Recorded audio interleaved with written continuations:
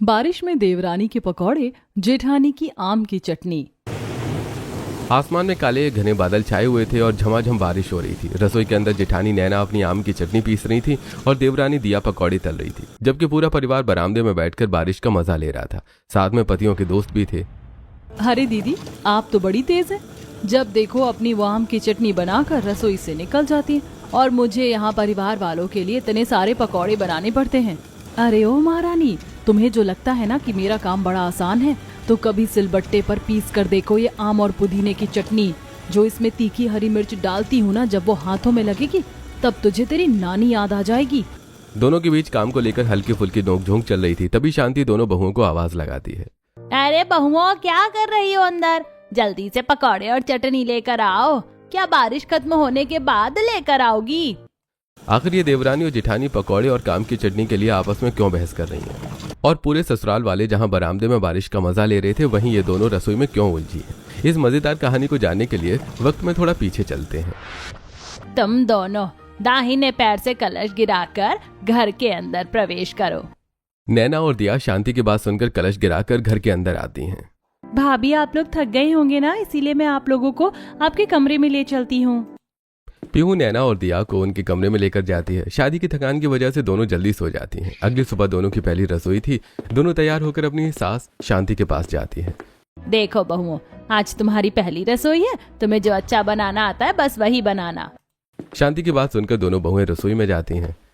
पहली रसोई है, कुछ मीठा बनाना चाहिए। मैं खीर, पूरी, आलू की रसेदार सब्जी और सूजी का हलवा बनाती हूँ। माँ जी को जरूर पसंद आएगा। दिया जल्दी जल्दी गैस पर कढ़ाई चढ़ाती है और काम में लग जाती है। ये पूरी सब्जी तो सब रोज ही खाते हैं, आज मैं कुछ नया और मॉडर्न ट्राई करती हूँ। पीहू को भी पसंद आएगा। मैं momos, chowmein, white sauce pasta और बर्गर बनाती हूँ। मजा आ जाएगा सबको। कुछ घंटों बाद दोनों देवरानी और जेठानी अपना अपना खाना डाइनिंग टेबल पर सजाती हैं। सभी लोग टेबल पर बैठे थे। टेबल के एक तरफ दिया का देसी खाना था तो दूसरी तरफ नैना का मॉडर्न फास्ट फूड। वाह नैना भाभी, आपने घर पर ही पूरा कैफे खोल दिया। मुझे तो ये मोमोज और पास्ता ही खाना है। पीहू की तो लॉटरी लग गई आज। नैना, खाना वाकई बहुत टेस्टी बना है।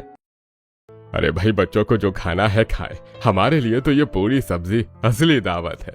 वाह दिया बेटी, तेरे हाथ में तो जादू है। आलू की सब्जी का रसा और ये खीरा, हा, मजा आ गया खाकर। पापा सही कह रहे हैं, जो मजा इस खीर और हलवे में है ना, वो कहीं और नहीं दिया। मुझे तो दोनों का ही खाना बहुत पसंद आया। मेरी दोनों बहुएं अपने अपने हुनर में माहिर हैं।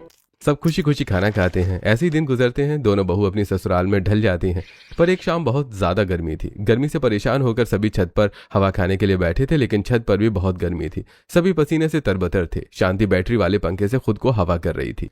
उफ, इस बिजली को भी अभी जाना था। हवा का तो नामो निशान नहीं है।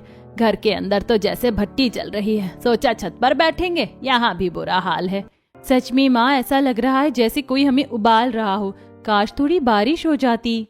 पीहू इतना कहती है कि तभी अचानक आसमान में काले बादल घने छाने लगते हैं। ठंडी हवा का एक झोंका आता है और मौसम एकदम बदल जाता है। अरे, लगता है भगवान ने पीहू की सुन ली। देखो कितने घने बादल आ गए। तभी अचानक टिप टिप करते हुए बारिश शुरू हो जाती है। कुछ ही पलों में बारिश तेज हो जाती है। अरे हा, क्या बारिश है भाई। इस बारिश के मौसम में अगर कुछ चटपटा और नमकीन मिल जाए तो सोने पे सुहागा हो जाए। आपकी ख्वाहिश अभी पूरी कर देते हैं। जा बहू, तू कुछ बना कर ले आ। माँ जी, मैं इस बारिश के मौसम में खाने के लिए बहुत ही मजेदार चीज बना कर लाती हूँ। दिया रसोई में जाती है और सबके लिए पकौड़ी बनाने लगती है। एक बड़े बर्तन में बेसन निकालते हुए दिया सोचती है, आज तो ससुराल वाले मेरे हाथ के पकौड़े खाकर मेरे फैन बन जाएंगे। वैसे भी पकौड़े बनाना मैंने अपनी दादी से सीखा है, जो दुनिया की सबसे लाजवाब पकौड़े बनाती थी। दिया बेसन में अजवाइन, लाल मिर्च, हल्दी, नमक और थोड़ा सा हरा धनिया डालती है और पानी डालकर एक गाढ़ा घोल तैयार करती है। फिर कढ़ाई में तेल गरम करके तेल में पकौड़े छोड़ती है। वो एक एक करके प्याज के, आलू के, मिर्च के पकौड़े और साथ में सबके लिए चाय बनाती है।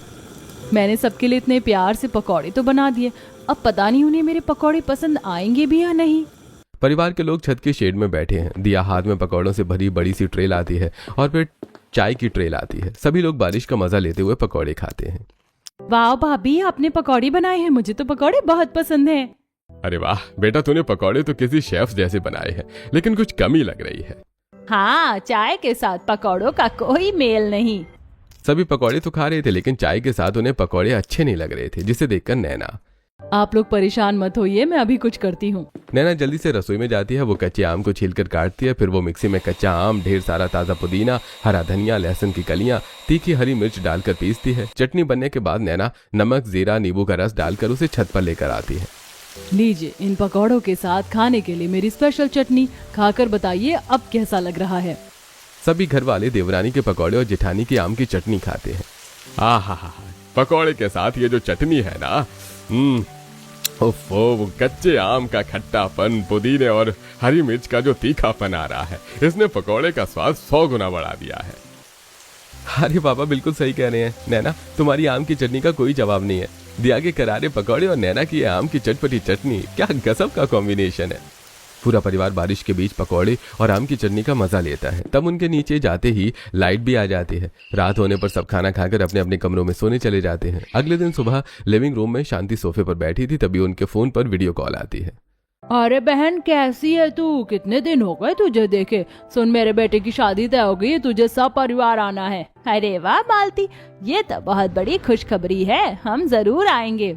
शांति गांव जाने की बात पूरे परिवार को बताती है। सब पैकिंग में लग जाते हैं। अगले दिन पूरा परिवार गांव के लिए निकल पड़ता है। रास्ते में खेतों की हरियाली, दूर दूर तक फैले आम के बाग देखकर नैना और दिया बहुत खुश होती हैं। थोड़ी देर में वो गाड़ी से मालती के घर पहुंच जाती हैं। आओ बहन, लाओ, नई बहू का स्वागत तो कर लूं। मालती का घर काफी बड़ा था। आंगन में चारों तरफ पेड़ पौधे थे। मालती दोनों बहुओं की आरती उतारती हैं और अंदर ले जाती हैं। आप सब थक गए होंगे, लो बेल का ठंडा शरबत पियो। सभी शरबत पी रहे थे, तभी नैना आंगन में लगे आम के पेड़ को देखकर खुश हो जाती है। वाह माँ जी, देखिए कितना बड़ा आम का पेड़ है और इसमें कितने सारे कच्चे आम लटके हैं। मेरा तो मन कर रहा है अभी तोड़ लूं। जा बहू, तोड़ ले, यहाँ कोई रोक टोक नहीं है। नैना खुशी खुशी जाती है और उछलकर कुछ कच्चे आम तोड़ लाती है। तभी अचानक गांव का मौसम भी करवट लेता है। ठंडी हवा चलने लगती है और आसमान में काले बादल छा जाते हैं। लो जी, शहर से आए हैं मेहमान अपने साथ, बारिश भी ले आए। अब तो झमाझम बारिश होने वाली है। शांति, तू तो अपनी बहुओं की बड़ी तारीफ करती है फोन पर। कहती है कि जेठानी आम की चटनी अच्छी बनाती है और देवरानी पकौड़े अच्छे बनाती है, तो हो जाए। हाँ हाँ बिल्कुल, जा दिया बहू, तू अपने वो टेस्टी पकौड़े बना दे और नैना तू वो आम की चटनी बना जो तूने उस दिन घर पर बनाई थी। लेकिन माँ जी, यहाँ तो मिक्सी नहीं है। अरे शहर की बहू, मिक्सी नहीं है तो क्या हुआ, वो रखा है सिलबट्टा। हमारे गांव में तो आज भी चटनी सिलबट्टे पर ही पिसती है। नैना एक पल के लिए घबराती है, फिर नैना सिलबट्टे के पास बैठ जाती है। वो ताजे तोड़े हुए कच्चे आम छीलती है। सिलबट्टे पर आम, पुदीना, धनिया, लहसुन और ढेर सारी हरी मिर्च रखती है। वो पूरी ताकत से बट्टा चलाती है। शुरू में उसे मुश्किल होती है, लेकिन फिर वो लय पकड़ लेती है। इधर दिया एक लोहे की कढ़ाई में सरसों का तेल गरम करती है और उसमें बेसन में लिपटे प्याज, मिर्च और आलू के पकौड़े डालने लगती है। दीदी, जरा जोर से पीसना, आम का स्वाद एकदम बारीक हो जाना चाहिए। तो चिंता मत कर दिया, आज ऐसी चटनी बनेगी कि मौसी जी चटनी के साथ उंगली भी खा जाएंगी। मालती मौसी का बरामदा काफी बड़ा था। गांव की कुछ औरतें और पूरा परिवार वहां बैठा था। दिया 2 बड़ी परातों में गर्मा गर्म पकौड़े लाती है और नैना मिट्टी की कटोरियों में अपनी पिसी हुई हरी चटनी परोसती है। मालती जब पकौड़े को चटनी में डुबोकर खाती है तो अरे शांति, ये क्या जादू कर दिया तेरी बहुओं ने। सच में मालती दीदी, पकौड़े तो एकदम करारे हैं, लेकिन ये आम की चटनी, ये तो बहुत जबरदस्त बनी है। सबके मुंह से अपनी बहुओं की तारीफ सुनकर शांति का सीना गर्व से चौड़ा हो जाता है। अगले दिन मालती के बेटे की शादी हो जाती है। शादी होने के बाद पूरा परिवार वापस गांव से शहर आ जाता है। दोनों बहू सुबह सुबह नाश्ता बनाती हैं और दोनों के पति नाश्ता करके ऑफिस चले जाते हैं। चलो अब थोड़ा आराम मिलेगा, मैं तो पूरे दिन बिस्तर से उठने वाली नहीं हूँ। ये सोचकर दिया अपने कमरे में चली जाती है। नैना भी रसोई में काम खत्म करके अपने कमरे में जाकर सो जाती है। वहीं शांति बरामदे में अपनी कुर्सी पर बैठी थी। उनके हाथ में तुलसी की माला थी और वो आंखें बंद करके नाम जप रही थी। तभी शांति की पड़ोसी मोहिनी उनके घर आती है। उसके हाथ में एक थैला था। अरे शांति बहन, कहाँ गए थे तुम लोग इतने दिन? मैं तो कल भी तुमसे मिलने आई थी, पर तुम्हारे दरवाजे पर बड़ा सा ताला लटका था। अरे आओ आओ बहन, बैठो ना। हम लोग जरा गांव गए हुए थे एक शादी में, कल रात ही तो लौटे हैं। बड़ा लंबा सफर था, हड्डियां दुख गई हैं। अच्छा अच्छा, ये देखो मेरा बेटा मेरे लिए खास मुजफ्फरपुर की लीची लेकर आया था, एकदम ताजी, रसीली और मीठी। मैंने सोचा तुम्हें भी थोड़ी लीची दे दूं। ये लो, चक्कर देखो। शांति और मोहिनी बातों में बिजी हो जाती हैं। तभी अचानक आसमान में काले घने बादल छाने लगते हैं। ठंडी हवाएं चलने लगती हैं और बिजली की गड़गड़ाहट के साथ मूसलाधार बारिश शुरू हो जाती है।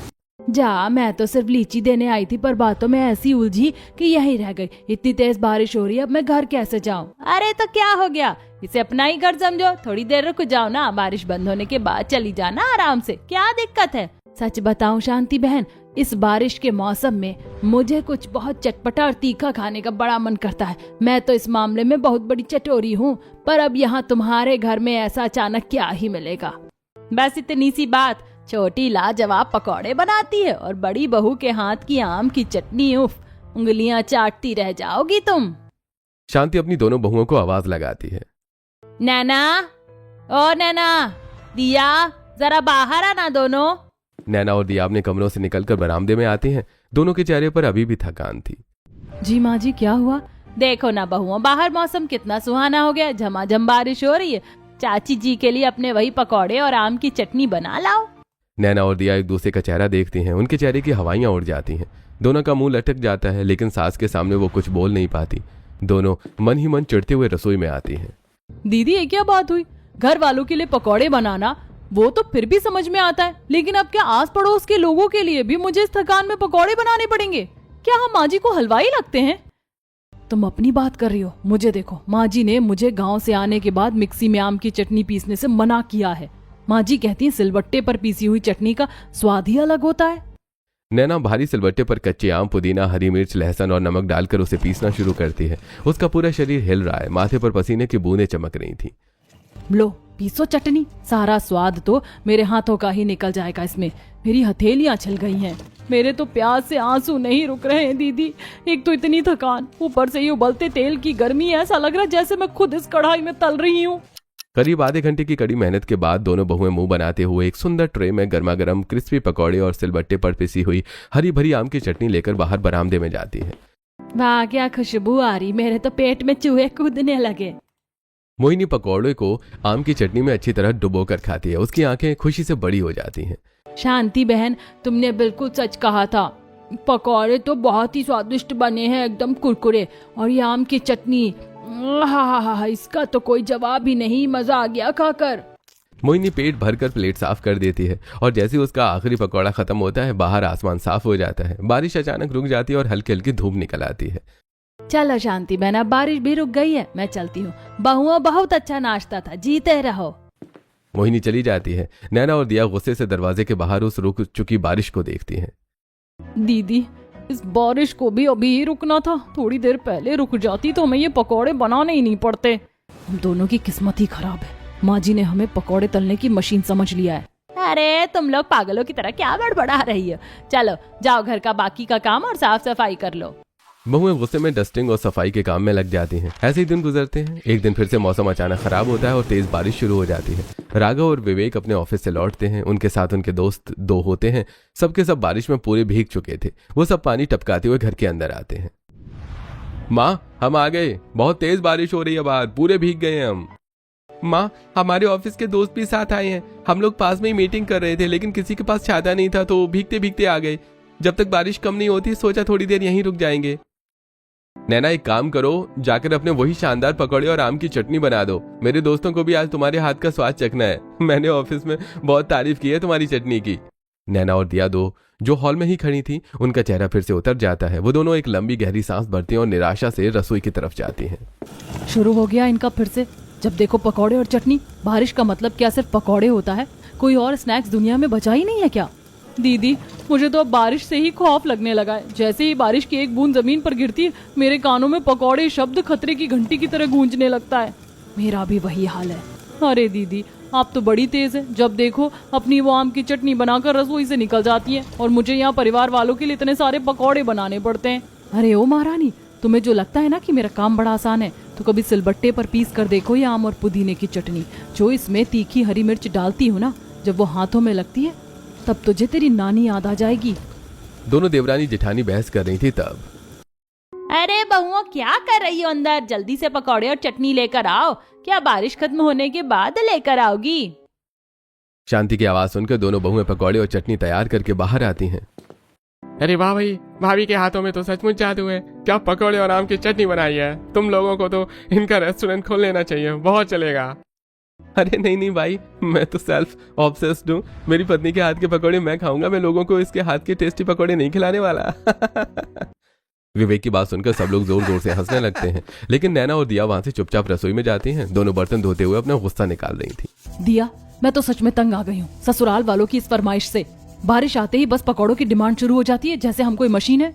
सच दीदी, मुझे तो आपके सिलबट्टे पर चटनी पीसने का सोचकर ही रोना आता है। आपके हाथ तो छिल जाते हैं और मेरे हाथ तेल की आंच से जलते रहते हैं। कौन समझाए इन्हें कि हमें कितनी परेशानी होती है। मैं तो तंग आ चुकी हूँ ये पकौड़े बना बना कर। तभी शांति रसोई में आती है और हाथ में एक झोला लिए हुए है। बहुओं, जरा बाजार जाकर कुछ जरूरी सामान ले आओ। हरी सब्जी भी खत्म हो गई है, शाम के खाने के लिए भी कुछ नहीं है। दोनों बहुएं चुपचाप थैला लेकर बाजार जाती हैं। बाजार में सामान खरीदते वक्त ही अचानक जोर सी बारिश शुरू हो जाती है। दोनों बहुएं बारिश में बहुत भीगती हैं और एक पल के लिए सारी टेंशन भूलकर बचपन की तरह बारिश का मजा लेने लगती हैं। दीदी देखिए ना, बारिश में भीगने में कितना मजा आ रहा है, लेकिन हमें तो अपने लिए बारिश एंजॉय करने का वक्त ही नहीं मिलता ससुराल वालों के कारण। बिल्कुल सही कह रही हो दिया, चलो जल्दी घर चलते हैं वरना माँ जी गुस्सा करेंगी कि इतनी देर लगा दी। दोनों पूरी तरह भीगते हुए पानी से लथपथ घर पहुंचते हैं। अरे वाह बहुओं, तुम लोग तो बिल्कुल सही समय पर आई हो। देखो कितनी अच्छी बारिश हो रही है। काम करो, तुम दोनों जल्दी से अपने गीले कपड़े बदल लो और फिर से हमारे लिए पकौड़े और आम की चटनी बना दो। नैना और दिया सन्न रह जाती हैं। तभी ठंड के मारे दोनों को एक जोर से छींक आती है। आच्छू। माँ जी, हम पूरी तरह भीग गए हैं, हमें ठंड लग रही है, छींक आ रही है और आपने फिर से पकौड़े बनाने की फरमाइश कर दी।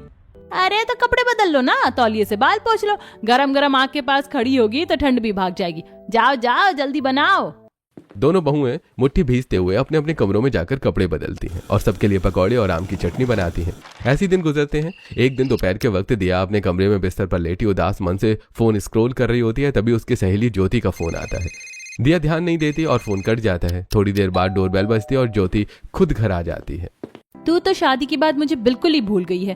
पहले तो बड़ी बेस्ट फ्रेंड करती थी और अब क्या हो गया तुझे महारानी? ना कोई कॉल करती है, ना मेरे मैसेज का रिप्लाई करती है। भूल गई क्या मुझे? अरे नहीं यार, ऐसा क्यों बोल रही है? मैं क्या बताऊं तुझे, इस कमबख्त बारिश ने मेरा हाल बेहाल कर रखा है। बारिश ही तो हो रही है। भूल गई हम लोग तेरी शादी से पहले बारिश में कितने मजे करते थे, स्कूटी पर घूमने जाते थे। और इस बारिश में तूने मुझे एक बार भी फोन नहीं किया कि तुझे मेरी याद नहीं आ रही है। मैं ही बेवकूफ हूँ जो मरी जा रही हूँ तुझसे मिलने के लिए। अरे मेरी बात तो सुन, मुझे तेरी बहुत याद आ रही है, पर मैं क्या करूँ, मुझे फुर्सत ही कहाँ मिलती है। दिया और ज्योति बात कर रही थी, तभी अचानक से झमाझम बारिश शुरू हो जाती है। नैना, दिया की सहेली आई है, ज्यादा वक्त नहीं लगेगा। तू और दिया मिलकर जल्दी से पकौड़े बना दे और चटनी पीस ले। लो, आज भी पकौड़े बनाने पड़ेंगे, मेरी तो किस्मत ही फूट गई है। हे भगवान, ये पकौड़े मेरी जान लेकर ही छोड़ेंगे। नैना और दिया रसोई में जाती हैं। दिया गुस्से में प्याज के पकौड़े, मिर्ची के पकौड़े और अलग अलग तरह के पकौड़े बनाती है। नैना इस बार चिड़कर आम की चटनी के साथ खूब सारा लहसुन और लाल मिर्च डालकर एक बहुत ही तीखी और चटपटी सी चटनी बनाती है। ज्योति दिया को ढूंढते हुए रसोई में आती है और उसे पसीने में लथपथ उदास चेहरों के साथ काम करते हुए देखती है। अरे तुम दोनों यहाँ इस भट्टी जैसी रसोई में क्यों लगी हुई हो? देखो बाहर कितनी अच्छी बारिश हो रही है। छोड़ो ये सब काम, चलो हम लोग छत पर चलकर मस्ती करते हैं। पकौड़े और चटनी बन गई थी। ज्योति दोनों बहुओं का हाथ पकड़कर उन्हें जबरदस्ती छत पर ले जाती है। तभी गोपाल, अरे शांति, देखो ना पकौड़े खत्म हो गए हैं। बहुओं से कहो ना फिर से पकौड़े बना दे। ठीक है जी। बहुओं, सुन रही हो ना, ससुर जी के लिए पकौड़े बना दो। नैना और दिया फिर से रसोई में जाती हैं और उदास मन से पकौड़े बनाती हैं। वहीं ज्योति दिया के कमरे में बैठे बैठे बोर हो जाती है। इस बार जब तक दिया पकौड़े बनाती है तब तक बारिश रुक जाती है। जब दिया अपने कमरे में आती है तो अब तू आई है बारिश बंद होने के बाद? मैं कब से इंतजार कर रही हूँ तेरा, तुझे मेरा ख्याल भी नहीं आया। मैं जा रही हूँ घर, तू अपने ससुराल वालों के लिए पकौड़े बनाती रहे। इतना कहकर दिया की ज्योति सहेली गुस्से में चली जाती है। ज्योति के जाने के बाद दिया फूट फूट कर रोने लगती है। नैना जो दिया के कमरे के पास से गुजर रही थी वो दिया के पास आती है।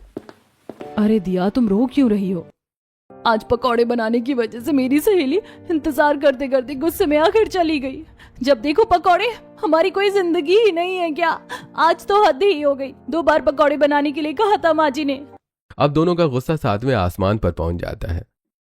दिया, जब देखो तो फरमाइश, जब देखो पकौड़े और आम की चटनी बनाने के लिए बोल देते हैं। हमें कुछ करना ही पड़ेगा। हाँ दीदी, मुझे भी लग रहा है कि अब हमें कुछ ऐसा ठोस कदम उठाना चाहिए जिससे ये लोग हमेशा के लिए लाइन पर आ जाएं। नैना और दिया फुसफुसाते हुए प्लान बनाती हैं। दोनों एक दूसरे को देखकर कुटिल मुस्कान देती हैं, जैसे कोई बड़ी जंग जीतने की तैयारी कर रही हो। कुछ ही दिन बाद बहुत तेज आंधी और बारिश होती है। अरे दिया, मौसम कितना अच्छा हो रहा है ना। एक काम करो, पकौड़े बना कर ले आओ और नैना को आम की चटनी बनाने के लिए बोल देना। जी ठीक है। दिया रसोई में जाती है। नैना पहले से वहीं थी। दोनों अपना प्लान शुरू करती हैं। दिया जानबूझकर पकौड़े कच्चे पक्के बनाती है तो किसी में ज्यादा नमक डाल देती है। वहीं नैना आम की चटनी में बहुत सारी मिर्च डाल देती है। जब सभी घरवाले देवरानी के पकौड़े और जेठानी के आम की चटनी खाते हैं तब आज कितने बेकार पकौड़े बनाए हैं दिया बहू ने। अरे और नैना बहू, तूने मिर्च में चटनी डाली है या चटनी में मिर्च, समझ ही नहीं आ रहा है। अरे तुम दोनों ने कितना बेकार पकौड़े और चटनी बनाई है। आज रसोई में गर्मी बहुत लग रही थी, शायद गलती से हो गया होगा। कोई बात नहीं बहू, इस बार हो गया, अगली बार से ध्यान रखना। नैना और दिया ने प्लान बनाया था कि वो जानबूझकर अब पकौड़े और चटनी को खराब करेगी। उसका प्लान काम भी आता है। कुछ दिन बाद शांति की बहन अनुराधा और मालती अपने पति के साथ अचानक शांति के घर आती हैं। अरे मालती, अनुराधा, तुम लोग इतनी बारिश में कैसे आ गए? अंदर आओ, अंदर आओ। बस जिज्जी, आज जीजा जी की छुट्टी थी तो सोचा तुमसे मिल आए। बड़ी याद आ रही थी तुम्हारी, और हाँ, हमने तुम्हारी बहुओं के हाथों के पकौड़ों और आम की चटनी की भी पूरे खानदान में बहुत चर्चा सुनी है। आज तो खाकर ही जाएंगे। अरे तुम लोग बैठो आराम से, मैं अभी अपनी बहुओं से कहती हूँ कि वो तुम्हारे लिए अपने मशहूर पकौड़े और आम की चटनी बनाकर लाए। तुम उंगलियां चाटती रह जाओगी। शांति रसोई में जाकर पूरे रौब से आदेश देती है। नैना और दिया एक दूसरे की तरफ देखकर आंखों ही आंखों में इशारा करते हैं। उनका प्लान काम में लाने का बिल्कुल सही वक्त आ गया था। आज मैं इस आम की चटनी में इतनी लाल मिर्च और इतना नमक डालूंगी कि इनकी जुबान जलकर कोयला हो जाएगी। चटनी खाने का नाम नहीं लेंगी। और मैं किसी पकौड़े में नमक बिल्कुल नहीं डालूंगी, किसी में एक मुट्ठी भरकर डाल कर दूंगी और कुछ पकौड़े तो अंदर से बिल्कुल कच्चे छोड़ दूंगी। दोनों अपनी प्लान के मुताबिक पकौड़े और आम की चटनी तैयार करती हैं। लो अनुराधा, खाकर देखो, मेरी बहुएं बहुत अच्छा बनाती हैं। अनुराधा बड़े चाव से एक पकौड़ा उठाती है और उसे आम की चटनी में खूब अच्छी तरह डुबोकर अपने मुंह में रखती है। जैसे वो उसे चबाती है उसका चेहरा एकदम से लाल हो जाता है। उसकी आंखें फटी रह जाती हैं। वो तुरंत पकौड़े को एक टिश्यू पेपर पे थूक देती है। थू थू थू, पानी, जल्दी पानी दो मुझे, मेरा मुंह जल गया। अरे जिज्जी, कैसा पकौड़ा बनाया है ये तो बिल्कुल बेकार है, कच्चा है। और ये चटनी जहर मिलाया है क्या इसमें? इतनी तीखी होती है क्या चटनी?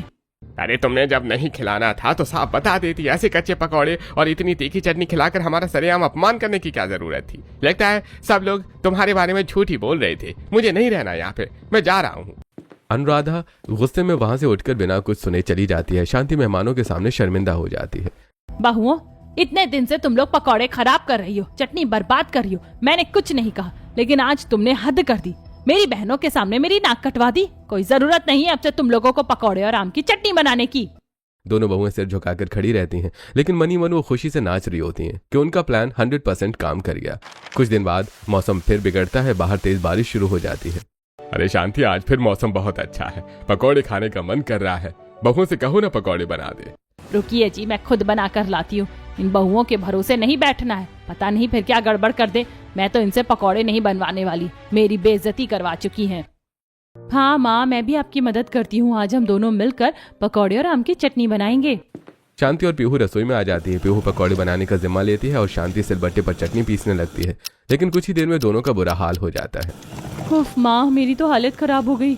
मैंने तो बस प्याज और आलू के पकौड़े बनाए हैं। मेरे पसीने छूट गए, ढंग से तो बन भी नहीं रहे। कुछ कच्चे रह जा रहे तो कुछ क्रिस्पी ही नहीं हो रहे। पता नहीं भाभी कैसे बना लेती थी 56 तरह के पकौड़े। और मेरा हाथ देख, सिलबट्टे पर चटनी पीसते पीसते मेरे हाथों में लहर उठ गई है। जलन के मारे जान निकल रही है। और चखने पर चटनी में भी वो स्वाद नहीं आ रहा जो बड़ी बहू के हाथों में आता है। तभी ध्यान बाहर की तरफ जाता है। बाहर बारिश हो रही थी। नैना और दिया अपने अपने पतियों के साथ बारिश में भीगते हुए टिप टिप बरसा पानी गाने पर बहुत ही रोमांटिक तरीके से डांस कर रही थी। वो सारी टेंशन भूलकर मस्ती कर रही थी। इधर शांति और पीहू किसी तरह पकौड़े और आम की चटनी लेकर हॉल में आते हैं और गोपाल को देते हैं।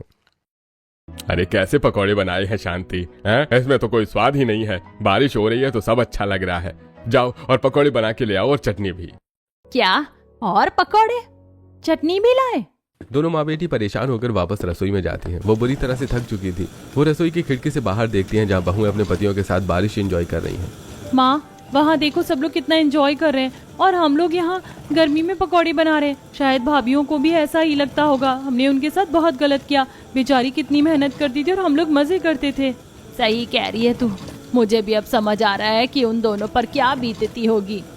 बारिश रुक जाती है। नैना और दिया अपने कमरे में आती हैं और तौलिए से बाल पोंछ रही होती हैं। दोनों बहुत खुश हैं और जोर जोर से हंस रही हैं। अरे वाह दीदी, हमारा प्लान तो काम कर गया। आज तो कितना मजा आया बारिश में नहाने का। हाँ दिया, बिल्कुल, बहुत मजा आ रहा है। फाइनली हमें भी बारिश का मजा लेने को मिला। तभी शांति और पीहू नैना के कमरे के दरवाजे पर आकर खड़ी हो जाती हैं। वो दोनों बहुओं को खुश और हंसता हुआ देखती हैं। एक बात बताओ तुम लोग, सच सच बताना, क्या ये सब तुम्हारी प्लानिंग थी? वो खराब पकौड़े और तीखी आम की चटनी बनाने का? भाभी, आपकी स्माइल देखकर तो लग ही रहा है कि आप लोगों ने ही ये सब प्लान किया था। बताइए ना। नैना और दिया एकदम से चुप हो जाती हैं। हाँ माँ जी, हमें माफ कर दीजिए। हम लोग सच में पकौड़े और आम की चटनी बनाते बनाते बहुत परेशान हो गए थे। हमें अपने लिए कभी वक्त ही नहीं मिलता था। बहू देख, तू माफी मत मांग। हमें अपनी गलती का एहसास हो गया है। हमने सिर्फ अपने बारे में सोचा और तुम लोगों से पकौड़े चटनी बनवाते रहे, लेकिन एक बार भी नहीं सोचा कि तुम लोग कितना ज्यादा थक जाती होगी। आज मुझे समझ आ गया है कि सिलबट्टे पर चटनी पीसने से हाथ कितना लहराता है। अब तुम लोगों को हमारे लिए इतनी ज्यादा मेहनत करने की कोई जरूरत नहीं है। हाँ भाभी, आज हमने पकौड़ी चटनी बनाए ना, तो हमें समझ में आ गया है कि कितनी दिक्कत होती है। अब हम लोग कभी भी ऐसे बेढंगी फरमाइश नहीं करेंगे। I am so sorry. दोनों बहुएं खुश हो जाती हैं और सास नंद को गले लगा लेती हैं। 2-3 दिन गुजर जाते हैं। आसमान में काले बादल छाए और लगता है कि जोरदार बारिश होने वाली है। माँ, बारिश होने वाली है, पकौड़े बना दो ना। बहुओं, पकौड़े बना देना। भाभी, इस बार गड़बड़ नहीं करना आप लोग। हाँ हाँ ननद जी, कुछ नहीं होगा। दीदी, अभी तो बारिश शुरू नहीं हुई है।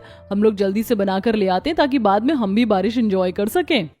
देवरानी पकौड़े और जेठानी आम की चटनी बना लेती हैं और हॉल में ले आती हैं। बाहर अभी सिर्फ बादल ही छाए हैं, बारिश शुरू नहीं हुई थी। अरे इतनी जल्दी क्यों बना दिया? अभी तो बारिश शुरू भी नहीं हुई है। और ये चटनी कैसी है? मैंने ही कहा था कि मिक्सी में चटनी पीस लेना, सिलबट्टे पर पीसने की कोई जरूरत नहीं है। अरे सिलबट्टे वाली चटनी अच्छी लगती है, मिक्सी में वो स्वाद कहाँ है? आपको पता है सिलबट्टे पर पीसने में कितनी मेहनत करनी पड़ती है? अपनी इस चटोरी जुबान को बंद रखिए, वरना जाकर खुद बना लीजिए अपने लिए सिलबट्टे वाली चटनी। सास की इस बात पर घर के सभी लोग जोर जोर से हंसने लगते हैं। और हाँ बहुओं, मैंने एक बड़ा सा हॉट पॉट मंगा दिया है। तुम एक काम करना, पकौड़े बनाकर सब इसी में रख देना। इसमें पकौड़े हमेशा गर्म रहेंगे, तुम लोगों को बार बार उठने की जरूरत नहीं पड़ेगी। दोनों देवरानी जेठानी खुशी खुशी पकौड़े हॉट पॉट में रख देती हैं। थोड़ी देर में बाहर जोरों की बारिश शुरू हो जाती है। सभी एक साथ बैठकर गर्मा गर्म पकौड़े और चटनी का आनंद लेते हैं। दोनों बहू भी बिना किसी थकान के परिवार के साथ बारिश के सुहावने मौसम को एंजॉय करती हैं।